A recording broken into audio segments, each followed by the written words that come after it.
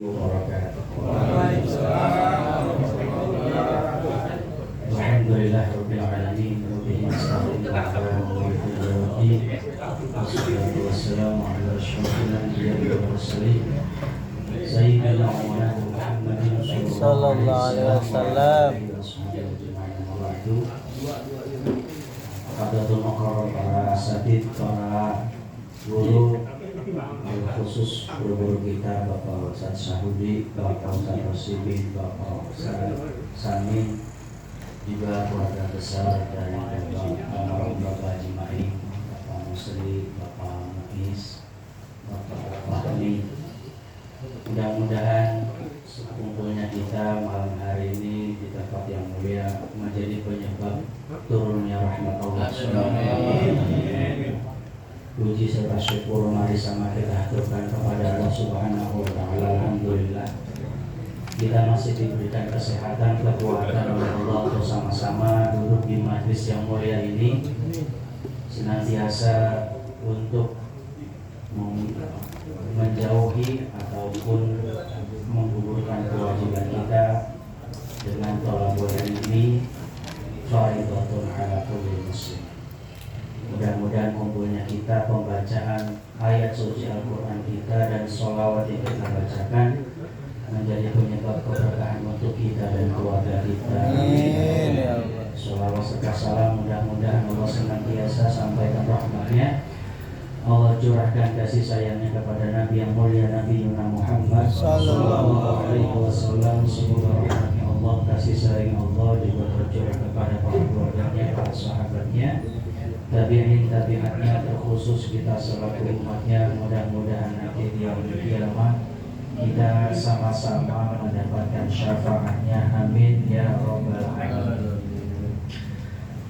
Masyaallah hadirin jamaah dirahmati oleh Allah Subhanahu wa taala, kita beranjak di hadis yang ke-8 dari kitab Arba'in An-Nawawi.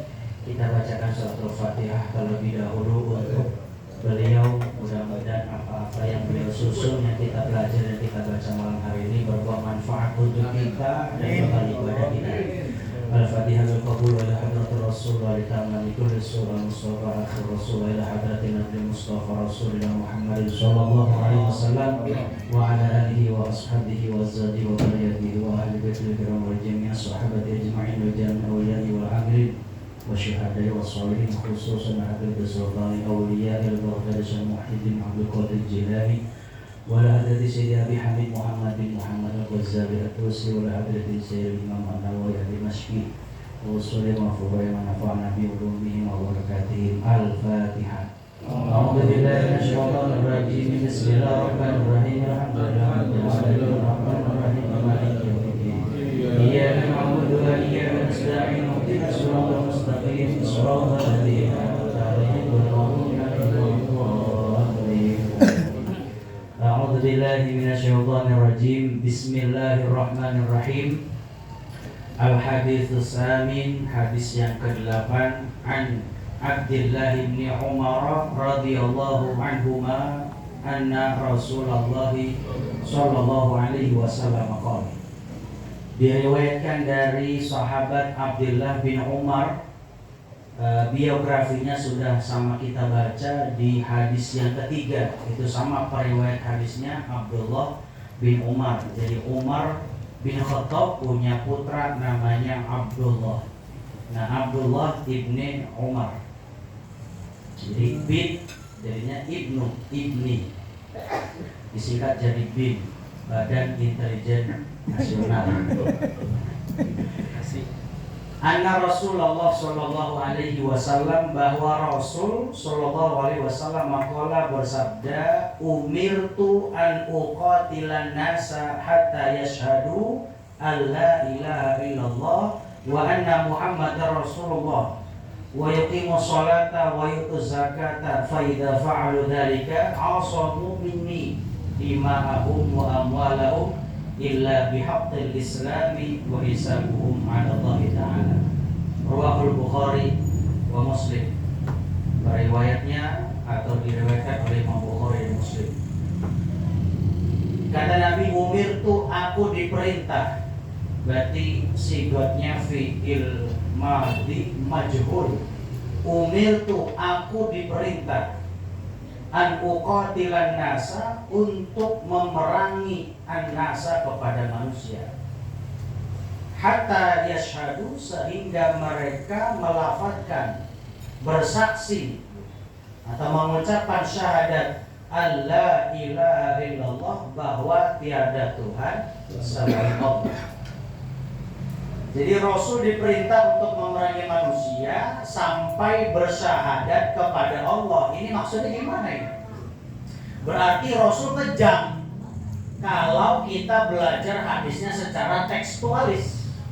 Arti tekstualis itu berarti sesuai bagaimana apa terjemahan dari teks hadisnya. Matan hadisnya secara utuh demikian. Tapi yang diinginkan syarah hadisnya tidak demikian. Jadi kalau Rasul diperintah untuk memerangi manusia sampai itu orang bersyahadat, berarti orang yang belum bersyahadat diperangi habis sama Rasul.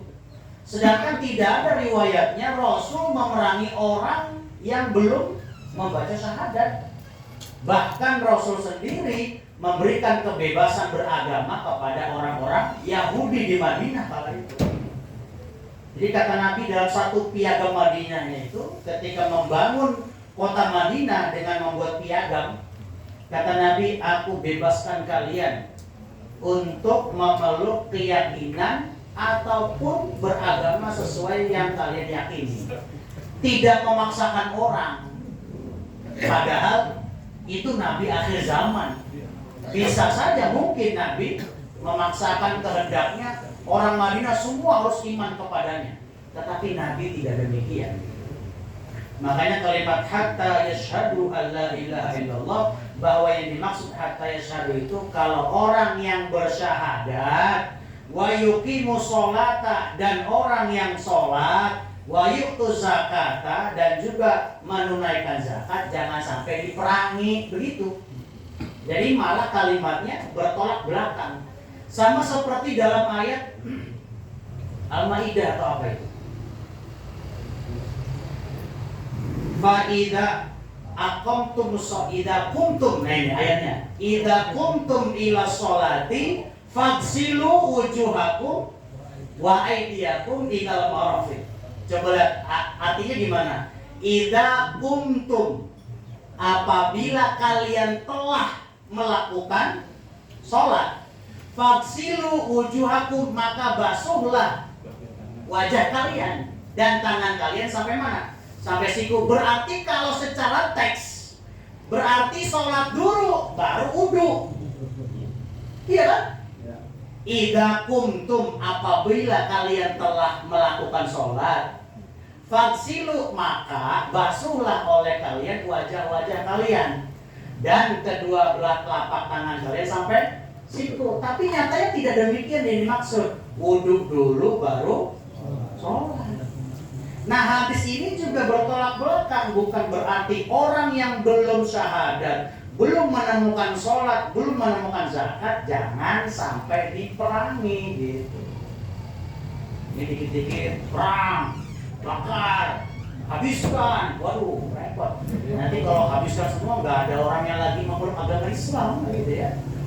Jadi cara beragama kita ini masih angot-angotan. Jadi beragamanya sesuai mood ataupun sesuai situasi kondisi batin kita. Kalau lagi marah-marah, bawaannya beragama marah-marah gitu. Ya.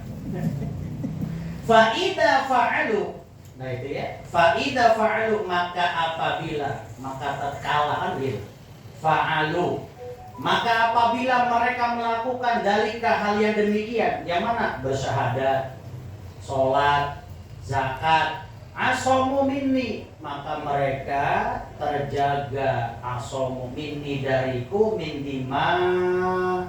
dima'ahum, darah mereka, wa amwalahum, dan harta mereka.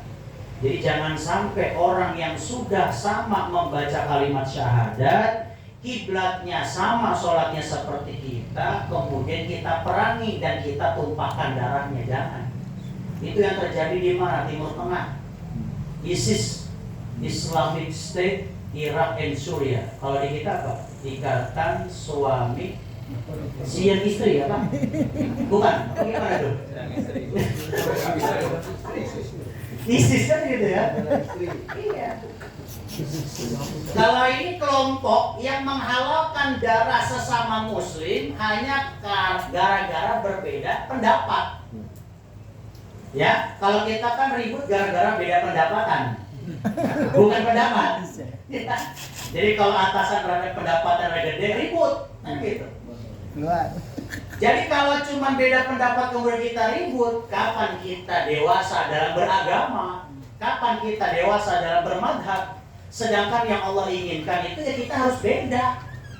Coba dari Sabang sampai Merauke, emang kudu sama? Enggak. Kulitnya beda, raut wajahnya beda, sampai ke sidik jari udah pasti beda itu. Hatta ke anak kembar juga udah pasti beda. Berarti perbedaan itu adalah sebuah keniscayaan yang gak bisa kita hindari. Maka dari itu yang berbeda tadi jangan sampai menyulut permusuhan dan perpecahan, tetapi harus kita bikai dengan kebinekaan. Makanya Bhinneka Tunggal Ika. Illa bihaqqil islami, illa kecuali bihaqqil islami, dengan haknya Islam, dengan kebenaran agama Islam, wa hisabuhum, dan hisabnya mereka atau hisab amalan mereka Allah Ta'ala senantiasa di sisi Allah Subhanahu wa Ta'ala. Jadi apa yang sudah kita kerjakan, baik kita sudah bersyahadat, sholat, zakat, semuanya tetap akan dihisab oleh Allah. Jangan sampai dengan kalimat-kalimat thayyibah kemudian kita memerangi orang yang berbeda pandangan dengan kita. Makanya ada kalimat dengan la ilaha illallah orang bisa masuk surganya Allah, dengan la ilaha illallah juga orang bisa masuk nerakanya Allah. Gimana tuh? Dengan kalimat yang sama orang bisa masuk surga juga bisa masuk neraka. Gimana? Dengan la ilaha illallah kata Nabi, man dakhala atau man akhira kalamihi la ilaha illallah dakhala.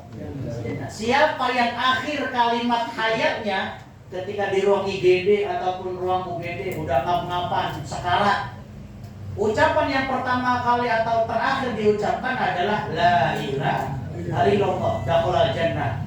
Udah pasti itu masuk surga Allah. Sekalipun nanti hisabnya lama mungkin, gitu ya. Jadi kalau tergantung amal, kalau memang amal seumur hidupnya mungkin gak pernah kenal ibadah, gak pernah kenal masjid, tiba-tiba di akhir hayatnya tetap bisa menyebutkan kalimat la ilaha illallah, masuk surga, cuma dengan hisab yang lama. Mudah-mudahan kita mah kayak teh celup, sekali doang udah merah langsung diangkat ke surga Allah. Amin. Jangan kayak ampas kopi mantap di bawah kayak gitu ya, sampai udah habis gitu minumannya masih di bawah aja itu.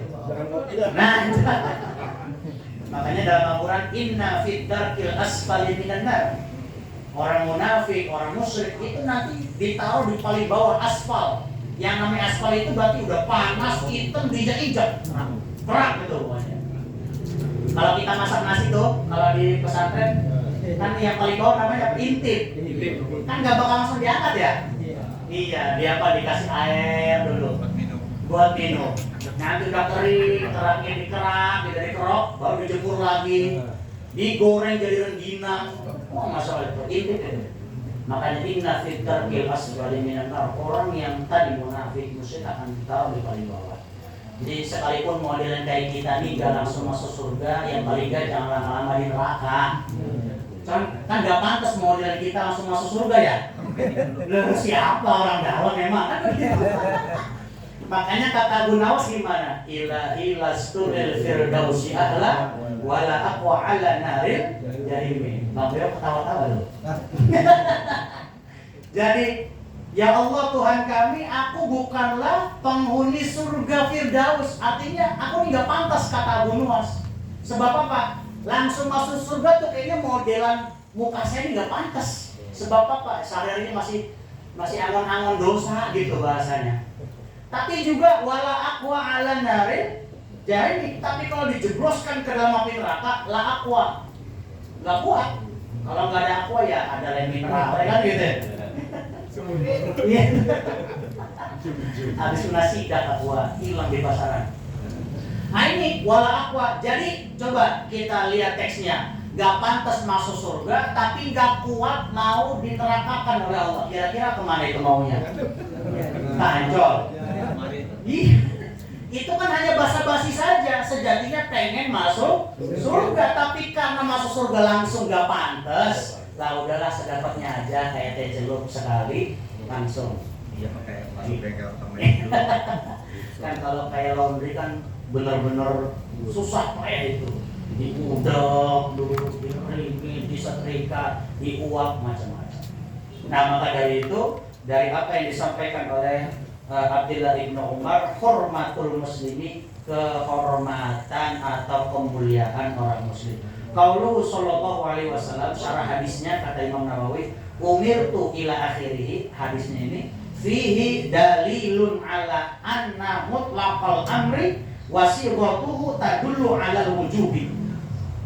Ada. Di paragraf kedua Kang Samen. Nah itu kalau di situ langsung ini. Ya. Qauluhu sallallahu alaihi wasallam, syarah hadisnya kata Imam Nawawi karena kita bacanya Imam Nawawi.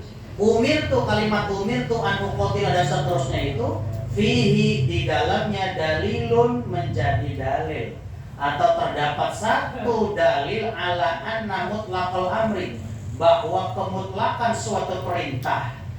Maka dalam kaidah fikih al-amru al-aslu fil amri il wujubi, bahwa asal pada satu perintah itu ada sebagai bentuk kewajiban. Salat diperintahkan, maka wajib. Yang namanya wajib dikerjakan dapat pahala, ditinggalkan dapat dosa. Itu wujub namanya.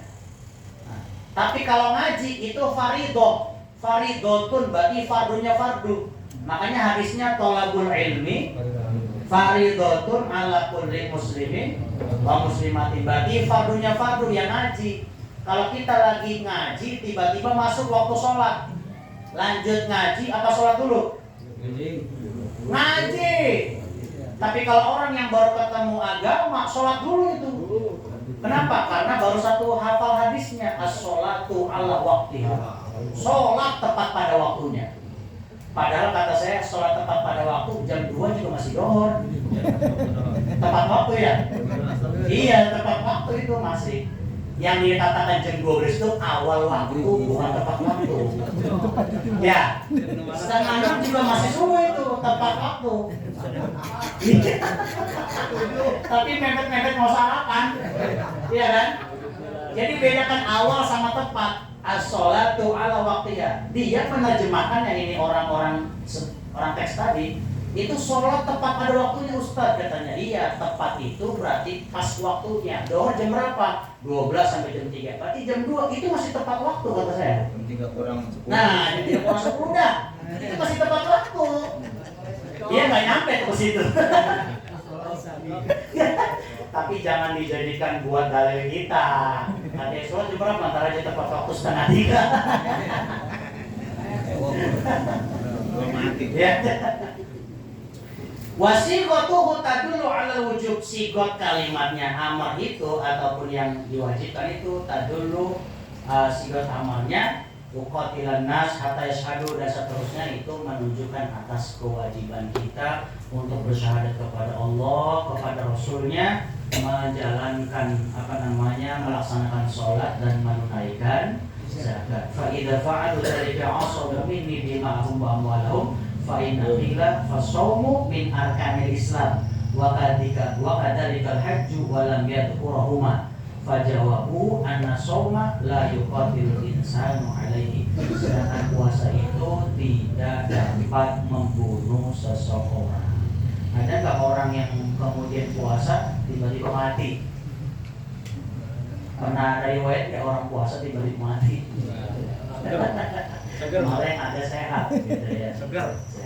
Mudah-mudahan dari hadis yang sudah ini kita diberikan taufik hidayah oleh Allah Subhanahu wa taala bahwa memahami teks-teks keagamaan hadis itu perlu pemahaman perlu tahqiqul khusus yang dalam dan lebih kontekstual. Kalau lebih hematnya kalau teks itu berarti apa terjemah sesuai kalimatnya. Tapi kalau kontekstual itu berarti disesuaikan dengan zaman dan waktunya. Contohnya apa? Nabi minum nggak pakai sedotan. Nah kita minum pakai sedotan boleh. Sekalipun Nabi nggak minum pakai sedotan, kan gitu. Nabi makannya 3 jari. Kalau kita pakai sendok, pakai garpu ya nggak apa-apa. Pakai sendok dan garpu bukan berarti dilarang, boleh gitu ya. Kenapa? Karena memang waktu yang rentang jauh 1400 tahun yang lalu dan tempatnya juga beda. Kalau Nabi di Makkah di Madinah, kita mah di kebun jahe. Namunnya nasi padang, soto tangkar, sebelah prasmanan. Yang kalau kita pakai 3 jari nggak bakal habis-habis itu makanan. Nah itu namanya kontekstualis, disesuaikan. Jadi Islam itu akan terus menjawab persoalan zaman yang lalu, sekarang dan yang akan datang. Maka mudah-mudahan kita diberikan kesehatan, panjang umur, guru-guru kita diberikan kesehatan, keberkahan, para jamaah yang hadir turut senantiasa mendapat nikmat ucapan Assalamualaikum warahmatullahi wabarakatuh.